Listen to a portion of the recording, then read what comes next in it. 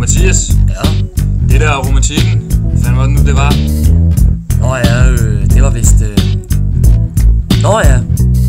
Vi skal da langt tilbage til cirka 1800-tallet, hvor blandt andet landet Danmark var en lille smule andet. Kan du høre ud af stikken, høre mystikken i lyrikken, se teknikken vi bruger på at redegøre for romantikken. Det er romantikken, favoritten Adam Høgenslag og tømmerspritten sammen med Steffens gennem Frederiksberg skader. Så var der Jacques utilfreds med sin timing, på trods af han som amtsmand rullede sig i mange penge. Alt faldt sammen, da de bumpede os dengang i 1807 nær Salt, den østre strand. Horn vi skulle finde slam og minde om hvordan at romantikken var en held for hele Danmarks land.